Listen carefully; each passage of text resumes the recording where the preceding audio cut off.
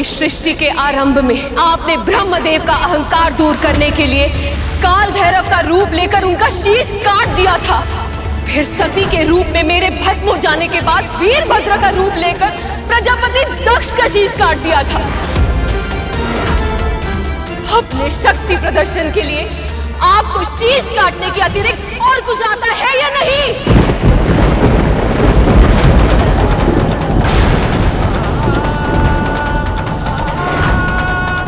उत्तर दीजिए महादेव।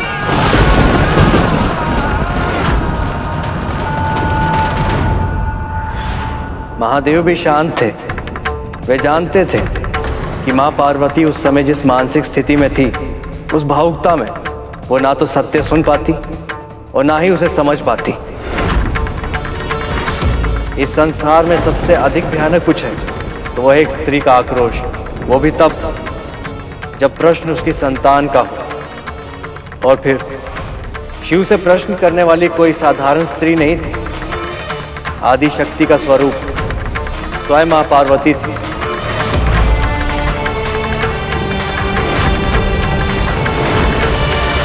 और उनके क्रोध को बढ़ावा देना किसी के हित में नहीं था।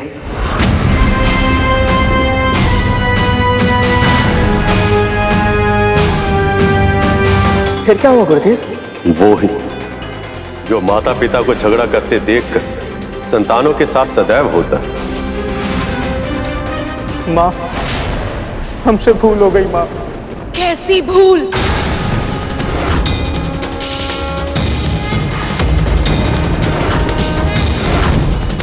हमें नहीं पता था माँ कि जो बालक हमें कैलाश में प्रवेश करने से रोकने का प्रयास कर रहा था वो आपका पुत्र है।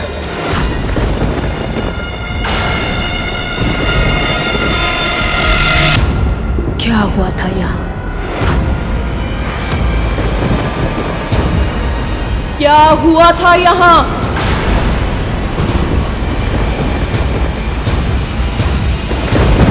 मैंने पूछा क्या हुआ था यहाँ?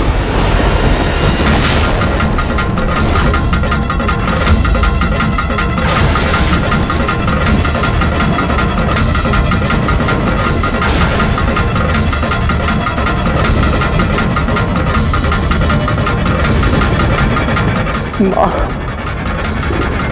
इसने महादेव को भीतर जाने से रोका था।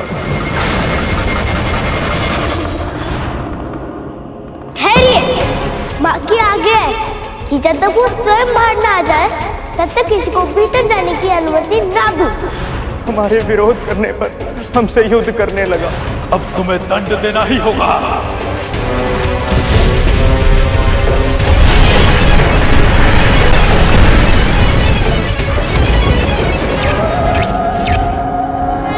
आपके दिए हुए दंड से देवताओं तक की दुर्गति कर दी थी इसने।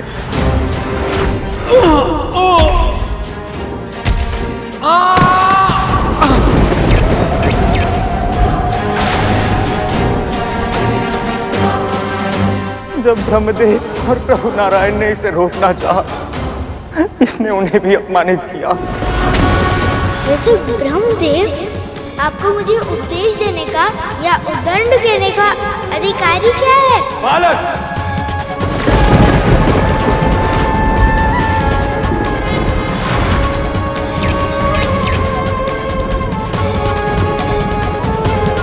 महादेव आए और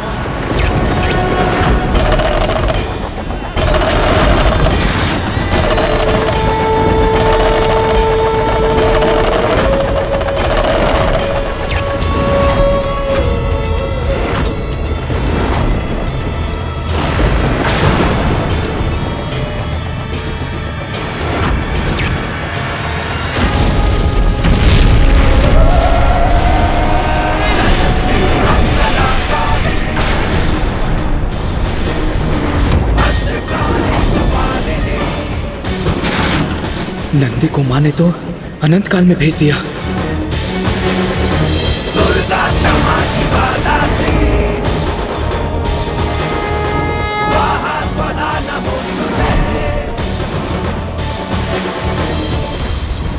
यदि मेरे पुत्र ने मेरे कहने पर आप सबको कुछ क्षण के लिए भीतर प्रवेश नहीं करने दिया, मेरी आज्ञा का पालन किया, केवल इसलिए आप सब दिव्य पुरुष मिलकर उस नन्हे से बालक से युद्ध करने के लिए तत्पर हो गए, कुछ क्षण भीतर नहीं आने दिया तो आप सब दिव्य पुरुष मिलकर उससे युद्ध करेंगे, उसे उत्तेजित करेंगे, मिलकर उसका वध करेंगे। यदि कुछ देर के लिए रोक रहा था तो रुक जाते, मैं पूजा समाप्त करके बाहर आने ही वाली थी, उस नन्हे से बालक की सबसे परिचय करा देती। लेकिन इस पूरे संसार की धैर्य की परीक्षा लेने वाले स्वयं धैर्य नहीं रख पाए। क्या अपराध था उस बालक का? क्या इंद्र का पद मांग रहा था या ब्रह्मदेव का पद छीनना चाहता था वो?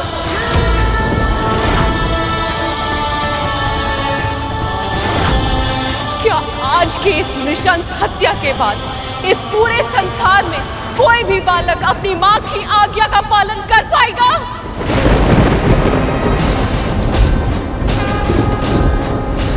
क्या इस पूरे ब्रह्मांड में कोई भी बालक अपनी मां के मुख से निकले हुए शब्द की रक्षा के लिए किसी के विरुद्ध खड़े होने का साहस जुटा पाएगा? साहस जुटा पाएगा? साहस जुटा पाएगा? साहस जुटा पाएगा?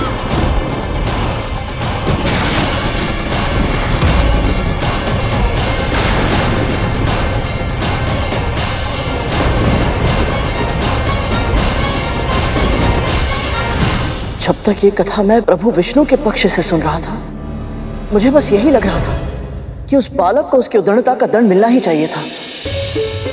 हाँ, तो अब जब मां पार्वती के दृष्टिकोण से सुन रहा हूं तो मन विचलित हो रहा है गुरुदेव। मस्तिष्क में बस एक ही प्रश्न आ रहा है कि ये जो कुछ हुआ क्या वो सही था? इसलिए हर विषय को उसकी संपूर्णता में समझना चाहिए कर, और उसके लिए आवश्यक होता है उसे हर दृष्टिकोण से देखना, जानना और परखना। जो हुआ वो क्यों हुआ, उचित हुआ या अनुचित, इन सब के उत्तर समय के गर्भ में छिपे होते हैं और कभी कभी पूरा जीवन जीने के बाद उनके उत्तर प्राप्त होते हैं। और इस स्थिति में कुछ ऐसा ही हुआ।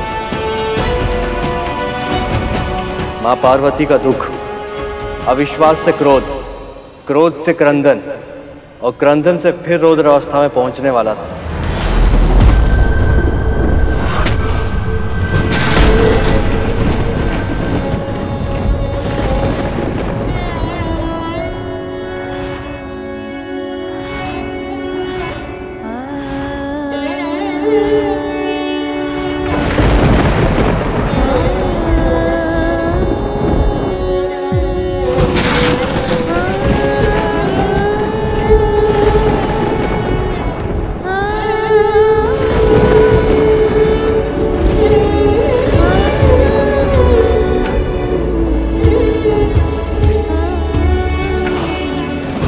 मैंने पहले भी इसे जीवित किया था, वैसे फिर से जीवित कर सकती हूँ।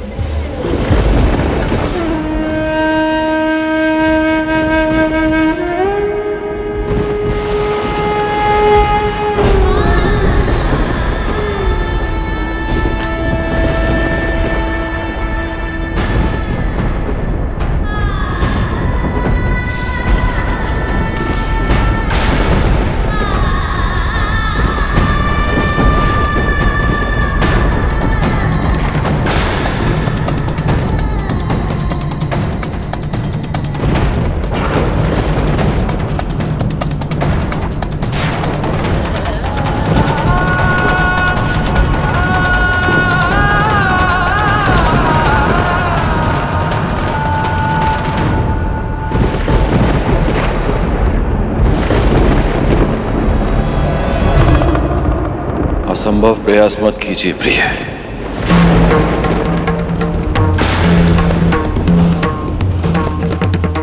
त्रिशूल से जो एक बार भस्म हो जाए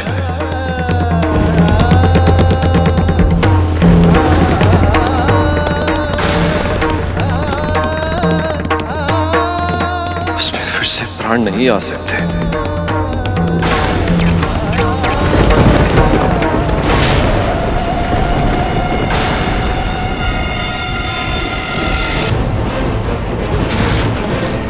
यदि मेरा पुत्र जीवित नहीं हुआ तो इस संसार का कोई भी प्राणी नहीं बचेगा। तो इस संसार का कोई भी प्राणी नहीं बचेगा। तो इस संसार का कोई भी प्राणी नहीं बचेगा।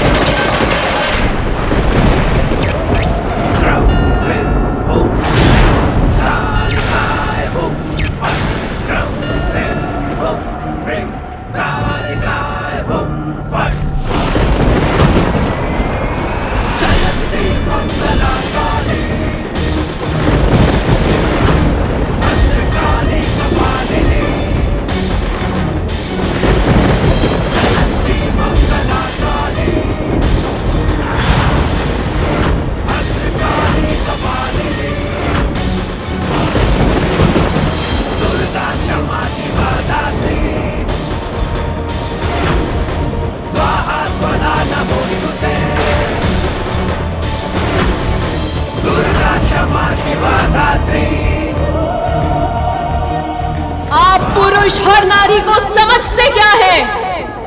आप कुछ भी करेंगे और नारी हर स्थिति में सब कुछ सहती रहेगी।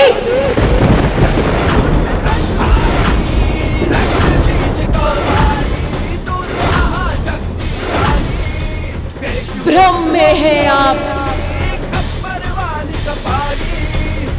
यदि एक नारी संसार को जन्म दे सकती है तो वो संसार को नष्ट भी कर सकती है।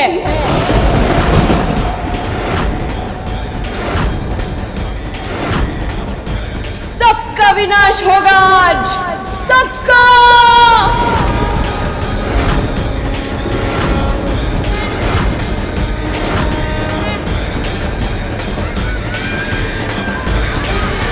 यदि मेरे पुत्र को जीवन का वरदान नहीं मिलेगा तो मृत्यु ने सबका वरण करेगी आज।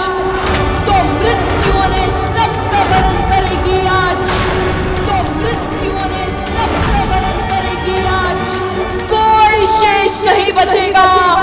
कोई नहीं, कोई नहीं, कोई नहीं, कोई नहीं। महादेव, महादेव कुछ कीजिए। माँ को रोकिए, नहीं तो इस सृष्टि नष्ट हो जाएगी। महादेव रक्षा कीजिए प्रभु, रक्षा कीजिए। माता पार्वती के रूप से रक्षा कीजिए प्रभु, रक्षा कीजिए।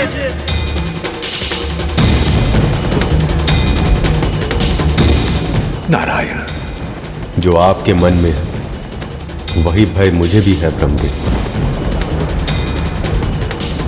इस समय तो महादेव भी आदिशक्ति पार्वती को नहीं रोक पाएंगे।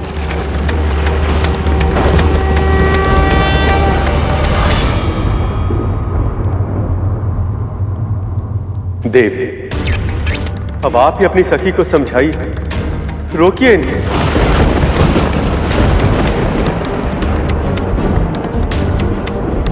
समझने की आवश्यकता सभी को है जिनके सामने एक माँ के पुत्र का कोई महत्व नहीं, किंतु मेरे सामने महत्व है। और मैं सखी पार्वती के साथ हूं।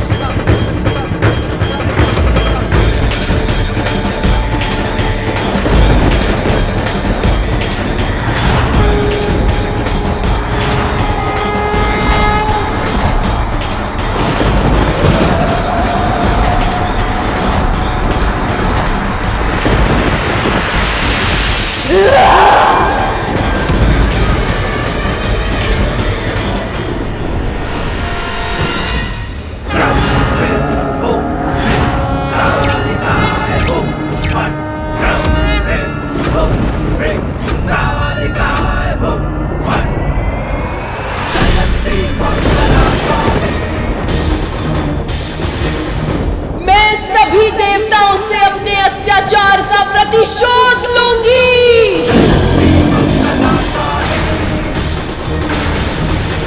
जिन्होंने मेरे पुत्र का जीवन असमय ही समाप्त कर दिया, उन सभी 33 कोटि देवताओं का अस्तित्व ही इस संसार से मिटा दूंगी मैं।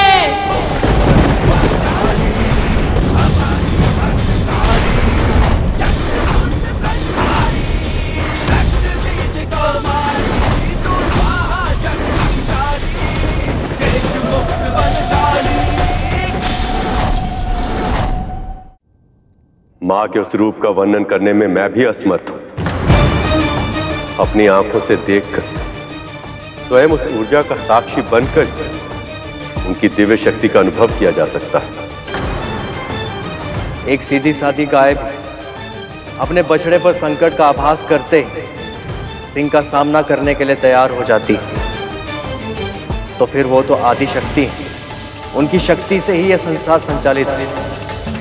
हम सब में उनकी शक्तियां हैं, तो फिर आदि शक्ति मां पार्वती अपने पुत्र की अकाल मृत्यु को कैसे सहन कर पाती?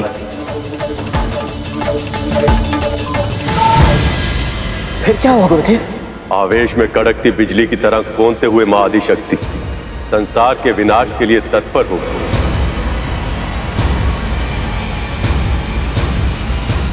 और उन्होंने अपनी उग्र शक्तियों को प्रकट करना आरंभ कर दिया। तुम्हें तो रक्षक बनना था, पर बन गए भक्षक।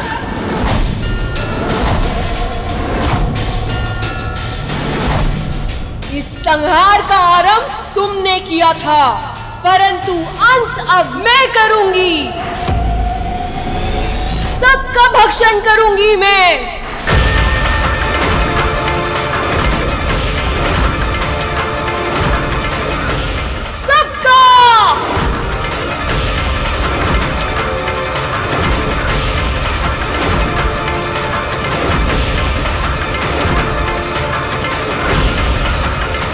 ये क्या कर दिया मैंने? मेरी वक्र दृष्टि केवल उस बालक पर पड़ी, किंतु उसका फल अब समस्त संसार को भोगना पड़ेगा। कुछ कीजिए महादेव, रक्षा कीजिए प्रभु, रक्षा कीजिए।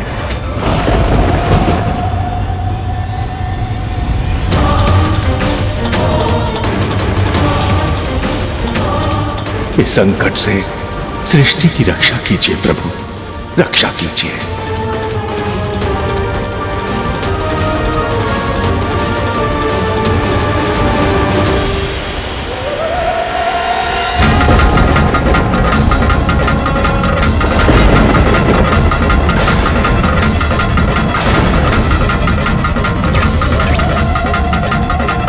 हे महादेव, अब देवी पार्वती के क्रोध से संसार की रक्षा कैसे होगी?